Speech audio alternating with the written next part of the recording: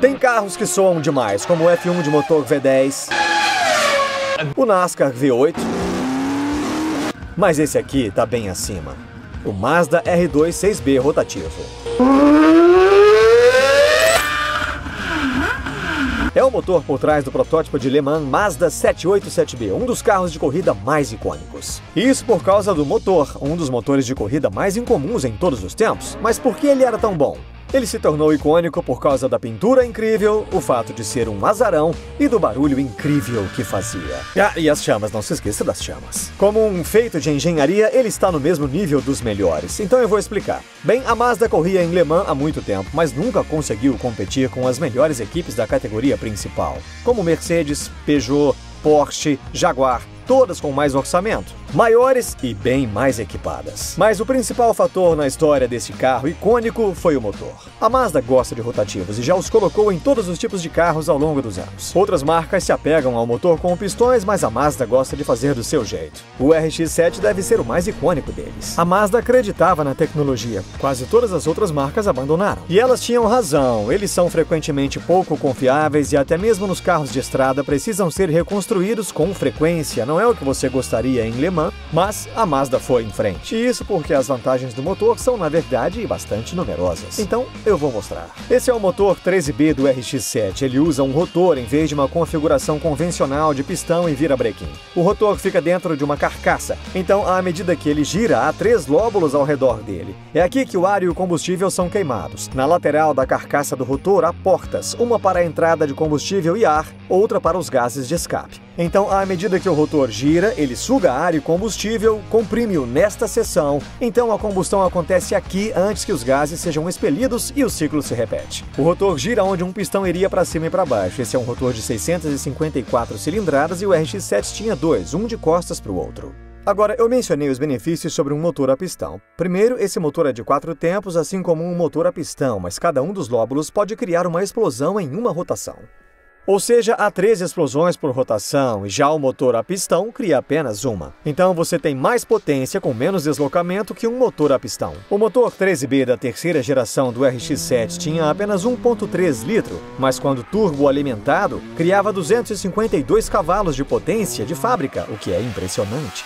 Em segundo lugar, há muito menos componentes rotativos e há menos massa rotativa total, o que significa que os motores giram muito livremente e atingem rotações muito altas. O 787B girava a mais de 10.000 RPM.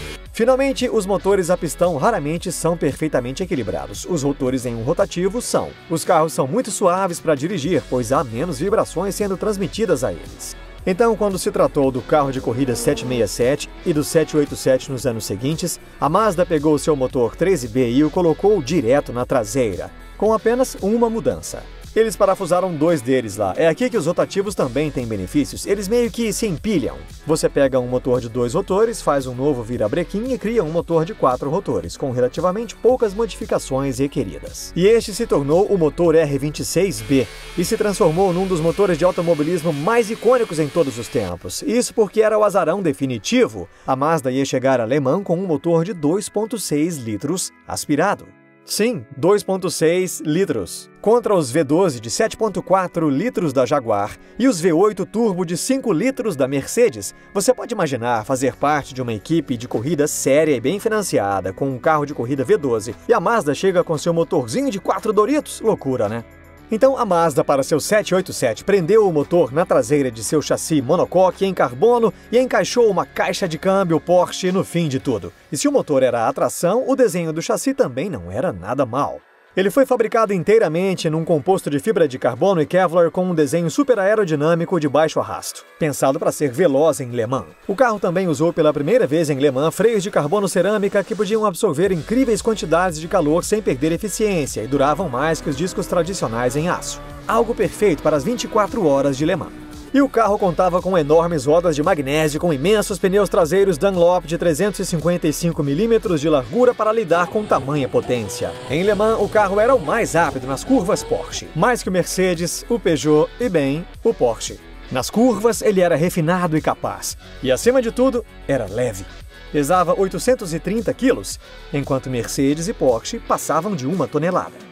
Só que o 787 tinha um problema sério, que começou antes mesmo de o carro andar. Os caras das regras não gostavam dele.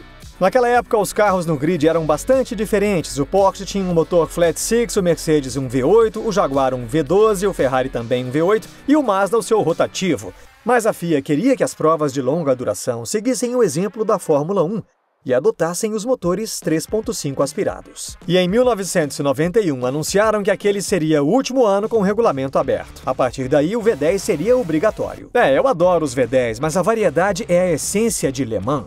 Aqui no canal mesmo falamos sobre o Delta Wing, o motor Flat 12 da Porsche, o V12 a diesel da Audi, o Peugeot sem asa traseira. Os engenheiros vão à loucura em Le Mans. Aliás, se você ainda não é inscrito, vai lá. Mas vamos lá, Mazda Speed, o time que alinhava o 787, decidiu que era agora ou nunca. Eles seriam impedidos de correr no ano seguinte, então era tentar enquanto possível. E assim eles trabalharam numa versão B do 787, o 787B, que iria para Le Mans. E eles juntaram um trio forte de pilotos, Volker Weidler, Bertrand Gachot e Johnny Herbert, e cobriram o 787B com a icônica decoração verde e laranja da Renown. Eles se classificaram em 12º a mais de 12 segundos da Sauber Mercedes, mas incrivelmente não foram eliminados. Isso porque eles não se preocupavam com o ritmo de qualificação. O foco era o ritmo de corrida, e parte disso porque eles estavam preparados para percorrer muitas voltas a mais por turno do que as outras equipes. Isso graças aos talentosos projetistas de motor da Mazda Speed. E quando eu digo talentosos não é exagero. Quando a Mazda lançou inicialmente o R26B, ele produzia 500 cavalos, mas na qualificação em Le Mans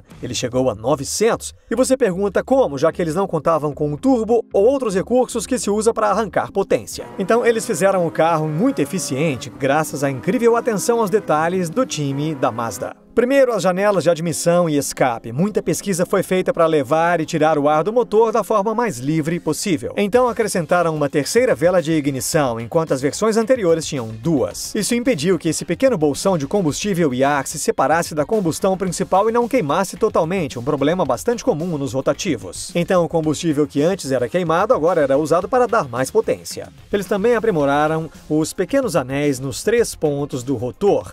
Eles são o calcanhar de Aquiles dos rotativos. Pergunte a qualquer dono de um RX-7. Eles essencialmente funcionam como um anel de compressão nos motores a pistão, mas são complicados de lubrificar nos rotativos e podem trepidar junto à carcaça e eventualmente quebrar o motor. A Mazda gastou um bocado de tempo para desenvolver juntas cerâmicas que não fizessem isso, e funcionou. E finalmente a grande sacada da Mazda. O segredo para alcançar essa potência incrível. As trombetas de admissão variáveis são entradas de ar que mudam o comprimento graças a um atuador hidráulico de acordo com a aceleração. E isso é genial, porque os fabricantes de motor escolhem o comprimento de suas entradas de ar. As mais curtas para rendimento em alta e as mais longas para torque em rotações mais baixas. A Mazda usou essa solução para ter uma entrega de torque consistente. Veja esse gráfico de dinamômetro que a Mazda mostrou após Le Mans. Na faixa entre 6.000 e 9.000 RPM, o carro produz praticamente o mesmo nível de torque, e isso o tornava incrivelmente dirigível. Os pilotos podiam prever a entrega de potência, então podiam ser bastante precisos com o acelerador nas saídas de curva e conduzir o carro no limite da tração. O que era tão especial no 787B? Acredito que a facilidade de pilotar. E isso, em grande parte, pelo motor rotativo muito suave, sem tanto torque. Tinha uma faixa de potência plana, bastante longa. Isso dava ao piloto a condição de sentir a potência, fácil de usar, sem problemas, sem escorregar as rodas traseiras, sem danificar o pneu e com isso sem trazer problemas para o seu turno de pilotagem. Então a Mazda tinha sua arma de 900 cavalos preparada, mas para a corrida eles reduziram a potência para 700 cavalos. Eles sabiam o quanto eram bons nas curvas, que eram mais leves que os outros e que gastariam menos combustível. Agora eu mostrei há pouco o gráfico de potência, mas veja de novo, essa linha BS e FC é o consumo específico de combustível. Essencialmente, o quão eficiente o motor é, e a Mazda realmente levou esse conceito a um outro nível. Eram capazes de gerar essa potência gastando de 10 a 20% menos combustível que os demais. Então, durante a corrida, os pilotos ficavam mais tempo na pista e não paravam tantas vezes. O motor era perfeito para os pilotos, suave e confortável de pilotar por várias horas, dirigível, potente, capaz de girar alto e com um ronco incrível. Só ouça isso. O barulho é tão bom por causa das 13 explosões por rotação e a configuração de 4 rotores e o fato de que ele girava a quase 10.000 RPM. Com tudo isso, enquanto o V12 cantava, essa coisa berrava. Talvez um dos 3 melhores roncos de motor em todos os tempos. Então, em Le Mans, a estratégia se pagava. Depois de largar em 12º, passaram para 4º, antes que alguns carros à sua frente ficassem pelo caminho. Com isso, passaram a vir em 2º atrás da Sauber Mercedes. E com algumas horas para o fim, a Sauber Mercedes começou a perder rendimento, diminuindo o ritmo para controlar o superaquecimento. Então, o suporte do alternador sucumbiu às vibrações de Le Mans. E com isso, a bomba d'água não era acionada adequadamente e o carro começou a ferver. Eles foram forçados a entrar nos boxes e o Mazda 55 assumiu a liderança nas últimas horas para vencer por 2 voltas de vantagem o primeiro carro japonês a vencer Le Mans. Johnny Herbert completou um turno duplo de pilotagem para fechar a prova e ficou muito desidratado, tendo de ser puxado para fora do carro após a bandeirada e perdendo a cerimônia do pódio. Um motor rotativo de 2,6 litros havia batido os V12 e V8 em Le Mans e depois da corrida a Mazda desmontou totalmente o motor, pelo que consta ele faria tudo de novo apenas com uma perda de 2% na potência máxima, isso depois de andar mais de 5.000 km a toda força. Esse tipo de engenharia é o que eu amo no automobilismo e era assim também na Fórmula 1 dos anos 90, em que os motores alcançavam 20.000 RPM. Confira esse vídeo sobre isso aqui, obrigado por assistir e nos vemos na próxima.